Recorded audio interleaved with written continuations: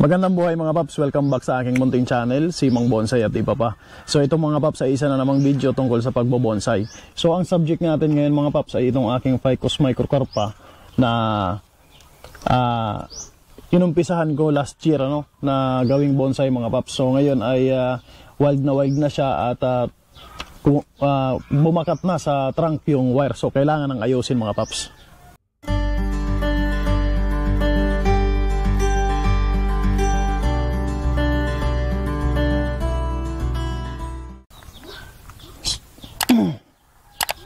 So ito mga paps yung itsura niya.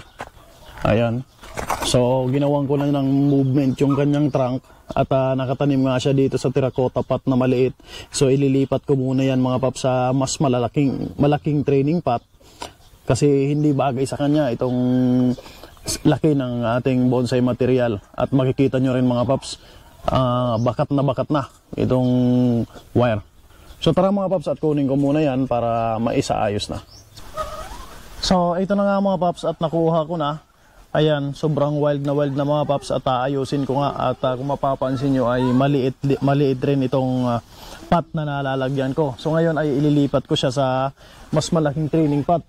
Ito, training pot lang muna, temporary, para mas makalarga pa siya at mas lumaki pa mga paps. So kung makikita nyo masyadong maliit pa yung kanyang trunk. Para mas lumaki pa at lumago, lalagay ko muna sa mas malaking training pot. So sa ngayon ay bago ko siya ilipat, ayusin ko na siya mga paps para stable pa siya kahit papaano.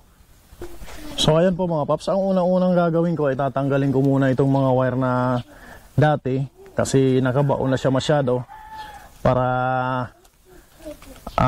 ma-ready for branch selection at rewiring mamaya So yan muna ang gagawin ko sa ngayon. Tatanggalin ko lahat para mapalitan ng bagong wire. So kailangan nating i-wire mga paps yung ating bonsai para maiporma natin yung mga branches niya sa dapat na posisyon na gusto natin. So dahan-dahan lang tayo sa pagtatanggal ng wire kasi kung mapapansin nyo nakabaon na yung wire sa branch at kung hindi tayo maingat ay maaaring maputol at matuluyan yung branches. So kung mapapansin nyo mga paps ay puro Ficus muna yung mga subject ng aking video ngayong taon kasi ito po yung mabilis ang development, mabilis ang growth. So kailangan na halos around the yearly ay kailangan na namang workshop, kailangan na namang sa ayos ng ating bonsai. Napakabilis po ng development ng bonsai na Ficus.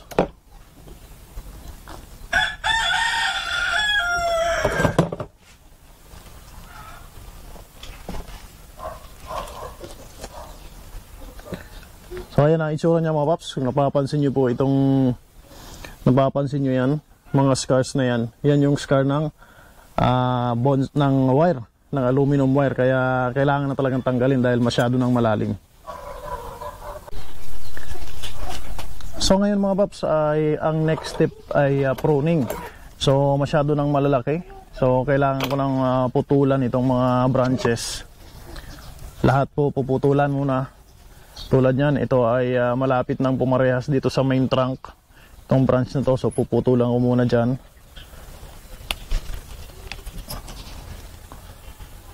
Maganda pag pinupruning yung Ficus kasi marami po ang binibigay na ulit na branches. Marami ang sukli mga paps kapag pinutulan natin. So itong part na to mga paps sa baba, ito yung gagawin kong medyo cascading dito. Kaya iiwanan ko ito na mahaba. Tatanggalin ko lang itong isang branch dito sa gilid. Yan, so isa na lang ang natira. Gagawin ko itong cascading dito. Ayan, itong part na to. Ayan, kung nakikita nyo to mga paps. Puputulan ko na rin yan.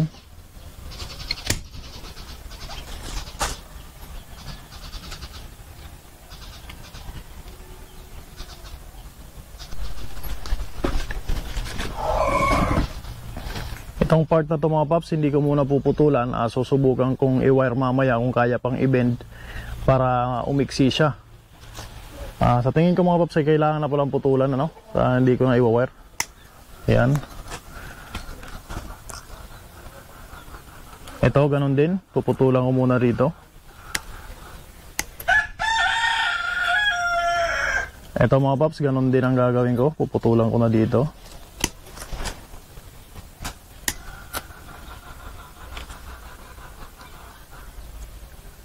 Tatanggalin ko muna tong nasa taas na branch na tumubo.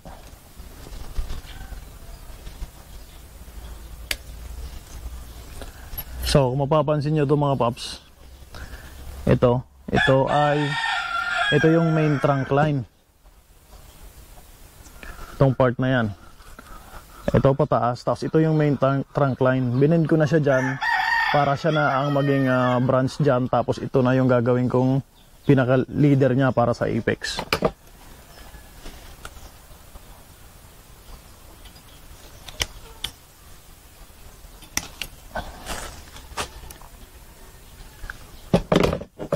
So yan, ang ibang mga branches na papunta sa ilalim at mga excess na dahon.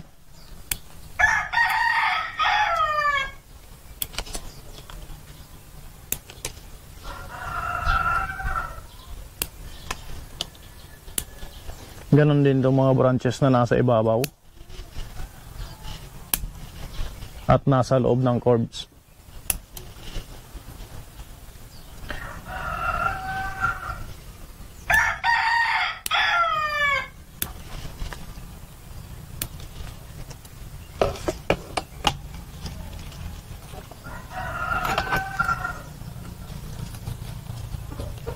Ito, tanggal na rin to.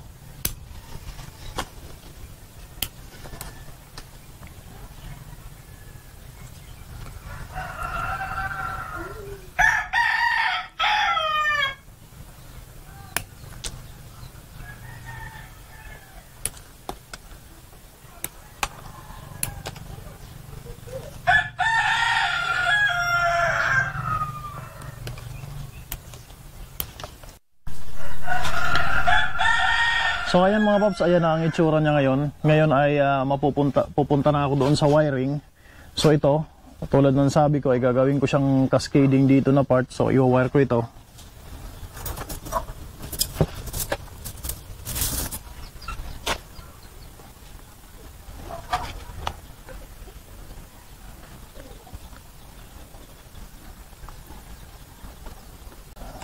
So ang ginagamit kong wire mga paps ay halos kasing laki ng branch na iwa-wire. Kung gaano po kalaki yung branches na iwa-wire natin, halos ganon din kalaki yung ginagamit ko na wire. Para kayang-kaya niyang i-bend at hindi ka agad kakagat doon sa branches yung wire. Hindi ka agad babakat.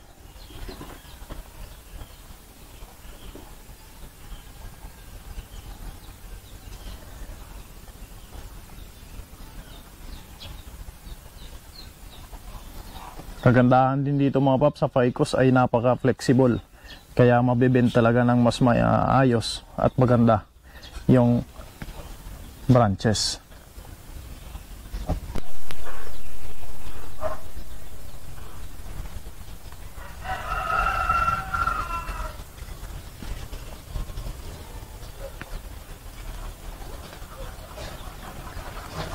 Pag ganitong rewiring mga paps at meron ng dating scars yung branches natin,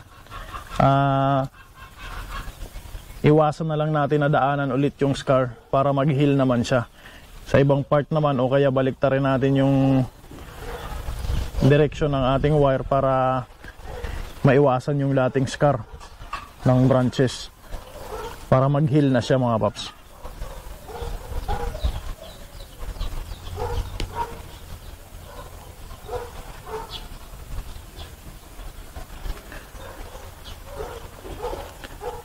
So ito namang material na to ay napakadali namang mag-heal yung scar nito. Kasi Ficus material po ito, napakadaling lumago at lumaki.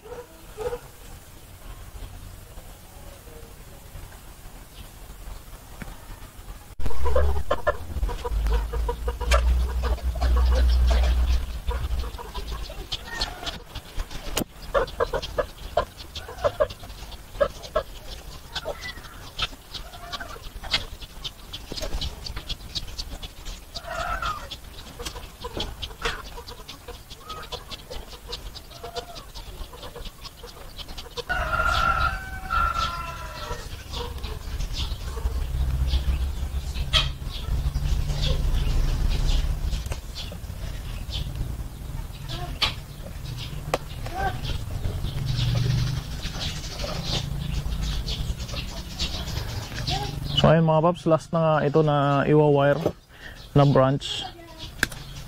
Ayan.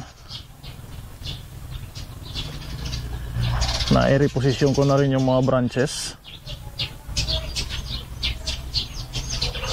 So mayroong branch dito mga paps sa taas.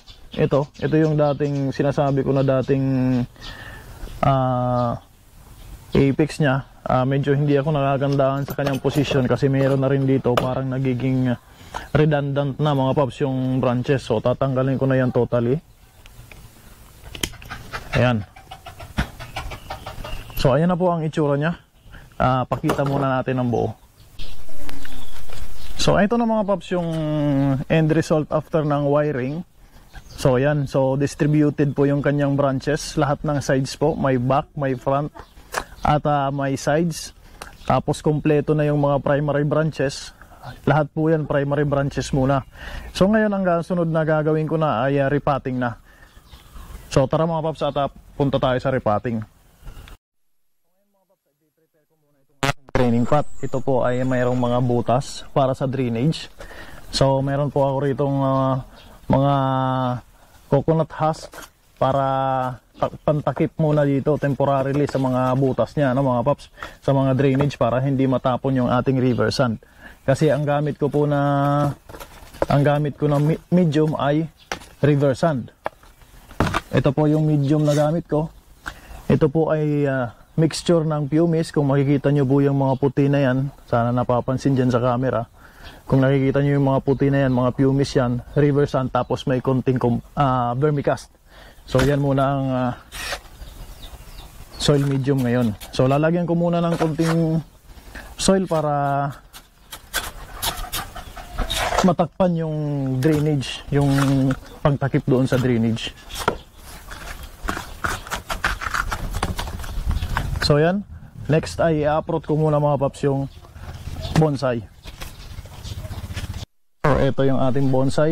Tatanggalin muna natin itong securing wire dito.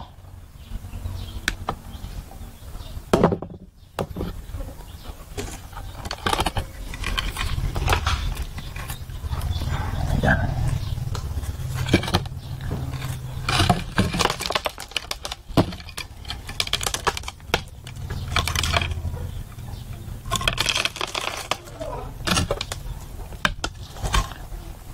So ayan, ito rin po ay river sand din yung gamit ko.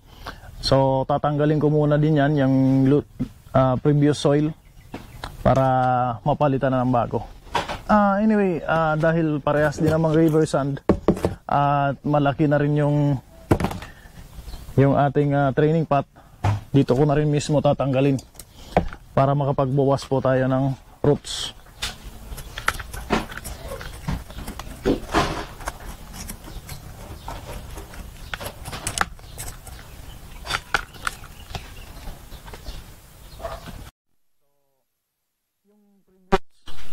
So yung previous soil mga paps ay ihahalo ko lang din dito sa panibagong soil medium. Bali ilulusin ko lang ng konti ito para matanggal ko yung mga roots na ganyan. Yung mga potato na yan, parang malalaking roots na yan na parang kamote na, no mga paps. Hindi natin kailangan yan. Ang kailangan po nating roots ay yung mga hair, yung fibrous yan. Itong malalaki, di po natin kailangan yan. Pero later on, magiging maganda rin yan para sa nibari.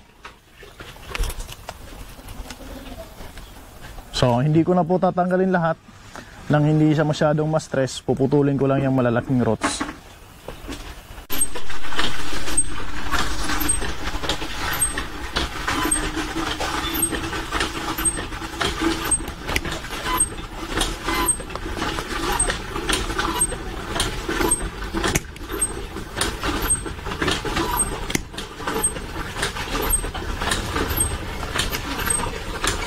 So napaka-healthy po ng ating roots mga paps dahil maraming hair like roots o fibrous roots.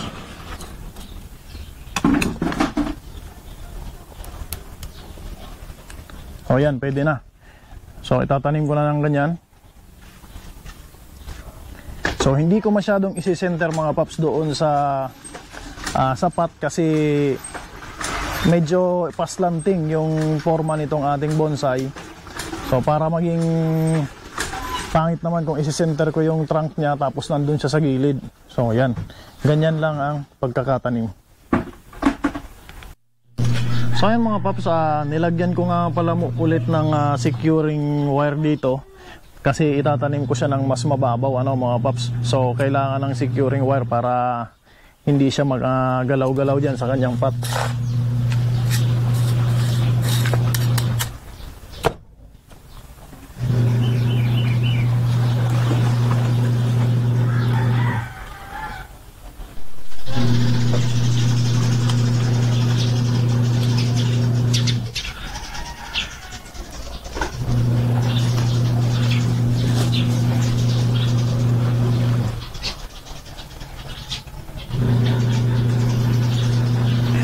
So sa ibang video mga paps na in-upload ko ay nabanggit ko naman kung ano ang purpose nitong securing wire.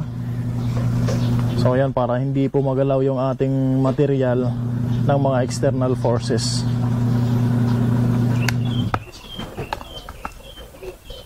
So ayan, kahit hindi ko pa mga paps nilalagyan ng lupa sa ibabaw, ayan, stable na siya kaagad. Yun po ang purpose ng securing material, securing wire. So pipilapan ko na mga paps yung ibabaw niya ng soil.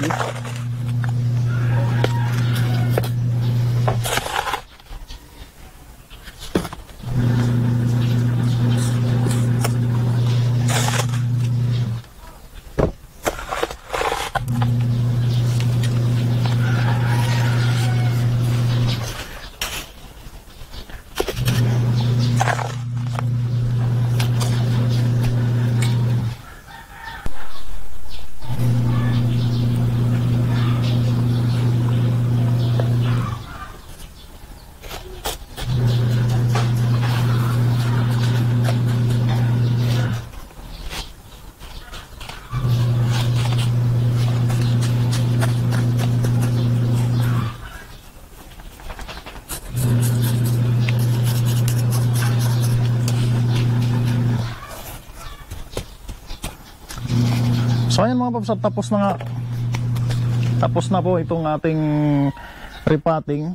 So kung mapapansin nyo mga paps, hindi ko masyadong pinuno. Merong space dito sa gilid na maaaring dyan ma-stuck, mag-stay yung tubig kapag diniligan natin, para po hindi po umapaw yung tubig, especially kapag naglalagay tayo ng fertilizer. So yan po ang purpose niyan mga paps. So ayan na po siya mga paps, sana po ay nakikita, no? Medyo pangit yung ating background. So ayan mga paps, sana nga ay nakikita ng maigi dyan yung distribution ng branches. So lahat po ng sides, ay may branch. So 3-dimensional, galing dito sa baba. Ito yung first branch. Tapos yung sumunod, ayan, ito po yung back. So meron din po siyang branch dito. Ito po yung pagkukunan ng apex. So kumpleto na po mga paps yung primary branches. So magpapatubo na lang tayo ng secondary at tertiary. So mga paps, yun lamang po sa ngayon. Maraming salamat sa panunood at sa suporta. Kung nagustuhan po ninyo itong video ay huwag po kalimutang i-like at i-share na rin mga paps, para makarating pa doon sa nais pang matuto mag-bonsai sa mga baguhan, ano. At kung hindi ka pa nakapag-subscribe, iimbitahan ko po kayo na mag-subscribe mga paps, para lumawak at lumago pa itong aking channel. Doon po sa palaging sumusuporta, maraming salamat. Magandang buhay mga paps at happy bonsai.